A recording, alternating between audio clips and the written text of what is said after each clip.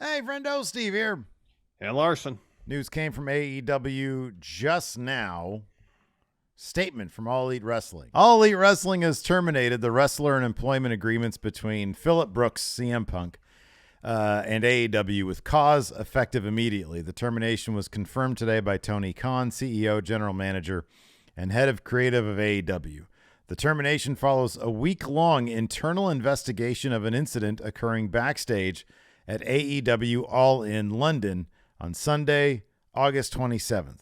Following the investigation, the AEW Discipline Committee met and later convened with outside legal counsel before making a unanimous recommendation to Khan that CM Punk be terminated with cause.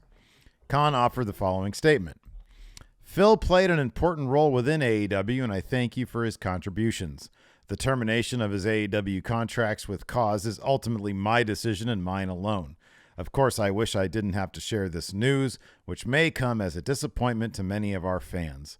Nevertheless, I am making the decision in the best interests of the many amazing people who make AEW possible every week, our talent, staff, venue operators, and many others whose efforts are unsung but essential to bring our fans great shows on television and at arenas and stadiums throughout the world. End quote. And statement, no mention of any disciplinary action towards Jack Perry, who was on the other side, Jungle Boy, who was on the other side of the altercation that this sort of stems from.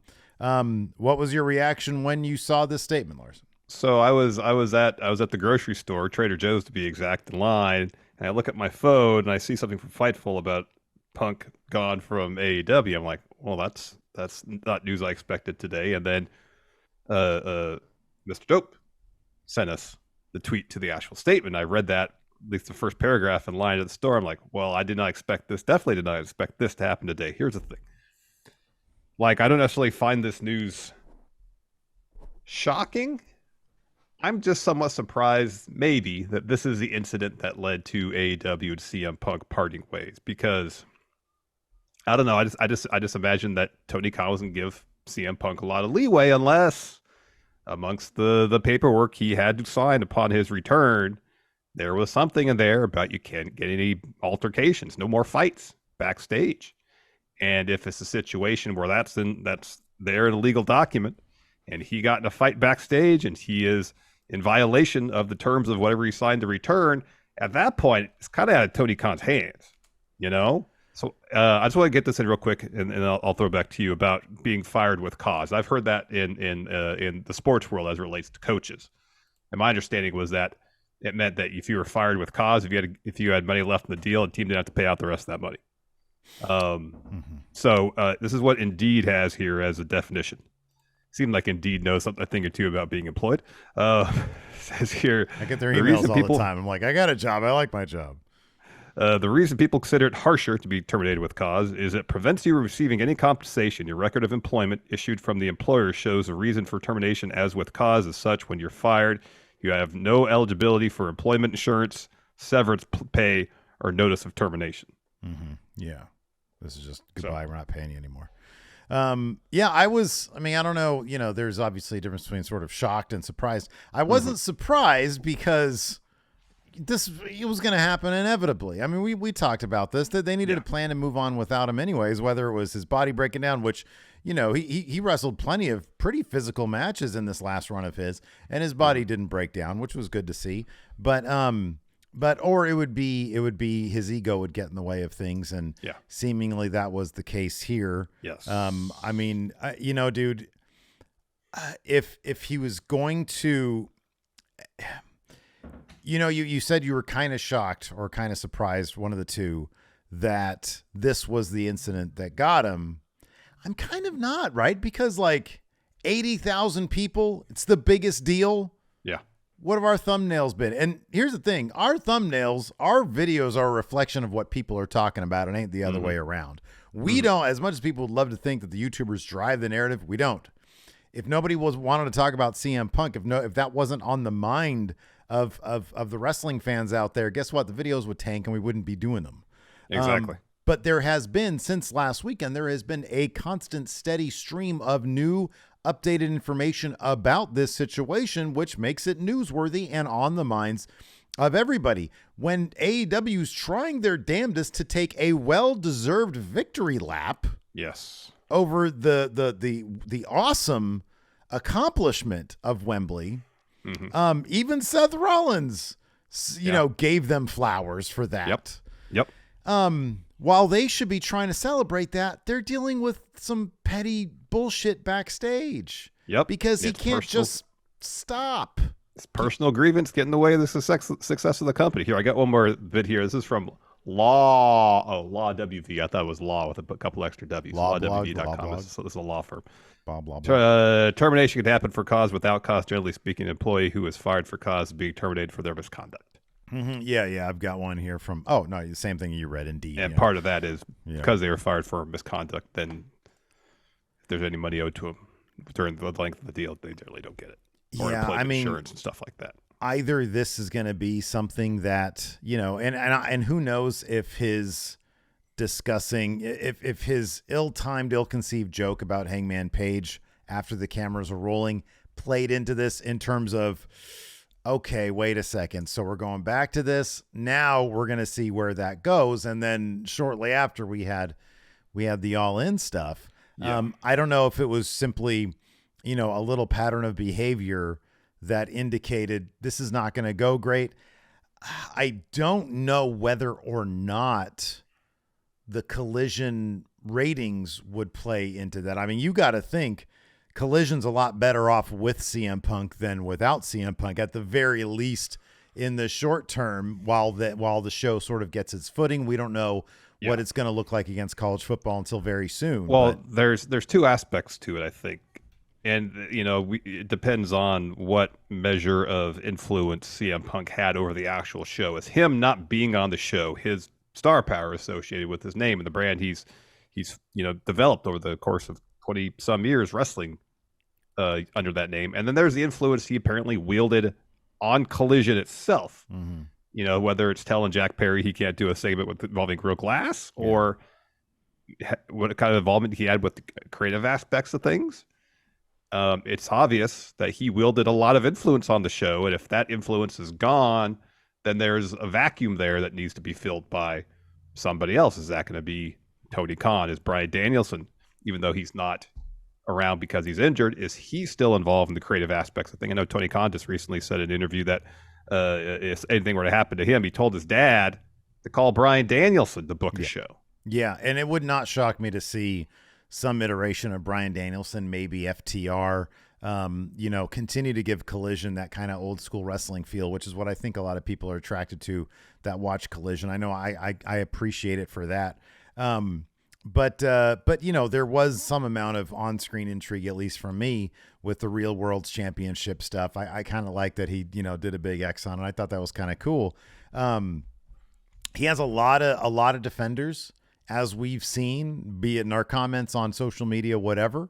It'll be interesting to see what this crowd is going to be like tomorrow. This is very much tonight. There's Collision tonight. Oh, I'm sorry. Yeah, Collision's live tonight, and then tomorrow All Out. Yeah, both in Chicago. Yeah, and this is very much though a rip that damn Band-Aid off situation, because this for the next two nights that's going to hurt. It is, but then you're dealing. The alternative is you make no announcement. You kind of push on the whole. What are we gonna do with Punk? And then you have the cloud of, well, is Punk gonna come back?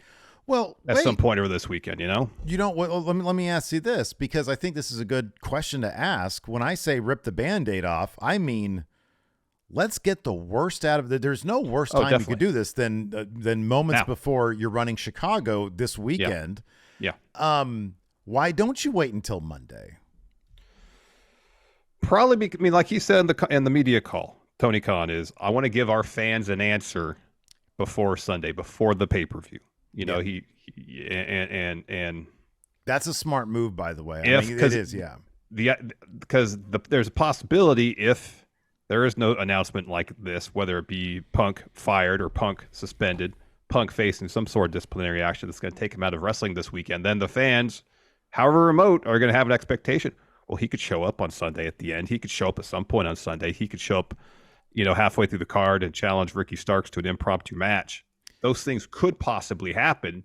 And whether they're teased or announced by the company is kind of irrelevant. The thought's going to get in some people's mind, well, they haven't said he's not going to be here, so he could be here. This is Chicago. Why wouldn't Punk be here if he could be here? It's a matter of credibility. You're absolutely right. Is you're putting the credibility of the company above maybe people will buy it thinking he might be there, even though I know damn well I'm going to fire him on Monday because he lunged at me or whatever the situation may be. That was one of the things that was reported.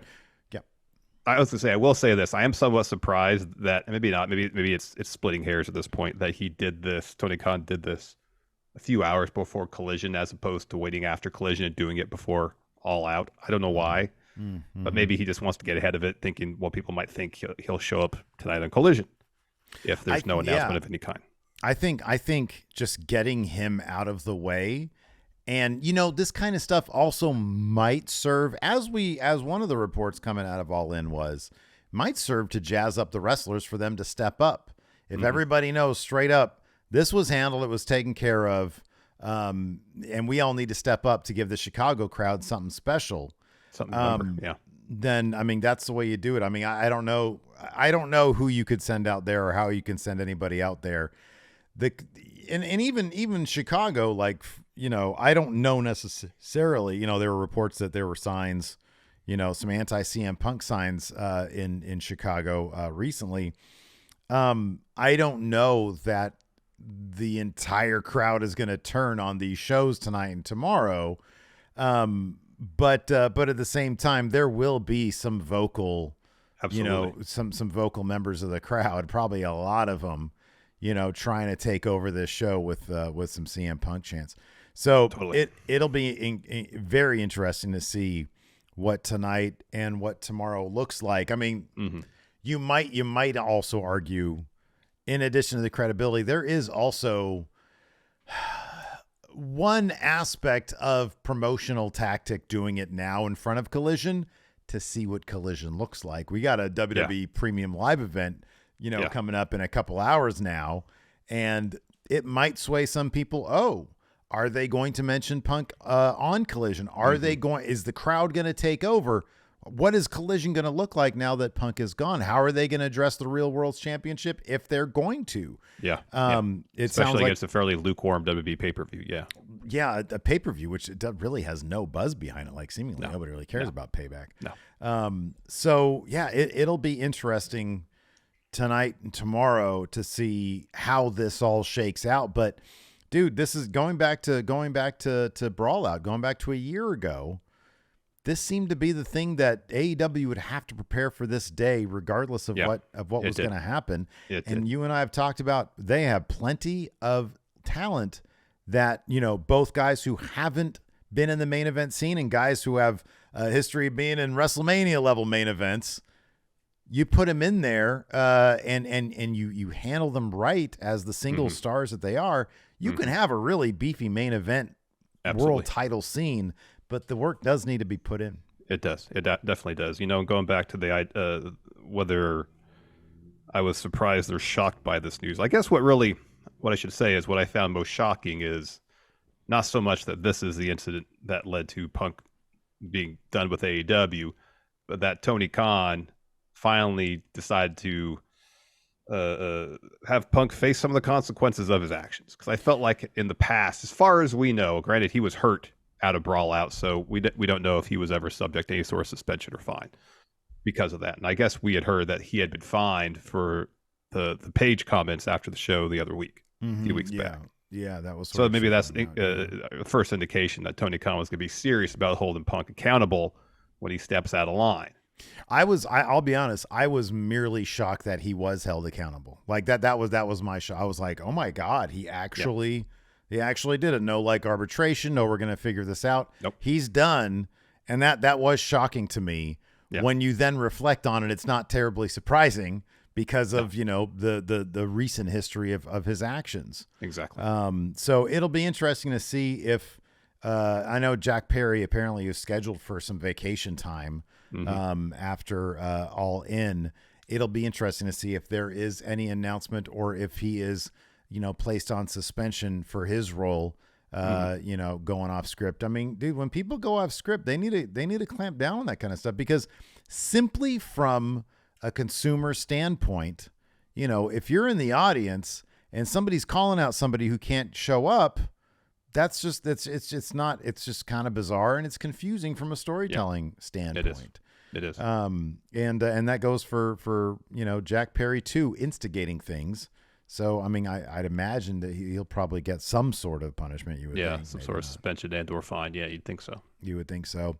Anyways, let us know what you think about this news in the comments below. We are hours away from WWE Payback. Of course, we're going to be watching it live here at the YouTube, youtube.com/Steven Larson. Of course, over at the Twitch as well, twitch.tv/Steven Larson. Do us a favor, hit that subscribe button. We're on our road to the palindrome, which is 197,791 subscribers. Once we hit that, we're going to have a big old celebration. We'll have some cake or something. Anyways. Yeah, cake sounds good. What about pie? Hey, whatever you want. You have it over there. Hey, you come over to the house. I'll have a little bit of cake. You'll have a little bit of pie, and we'll have a good time. How about this? Couple of McDonald's apple pies. This is where we're at right now, Steve. 197,669 subscribers. Hey, nice. All right, hit that subscribe button. Thanks, everybody. We'll see you soon. Goodbye.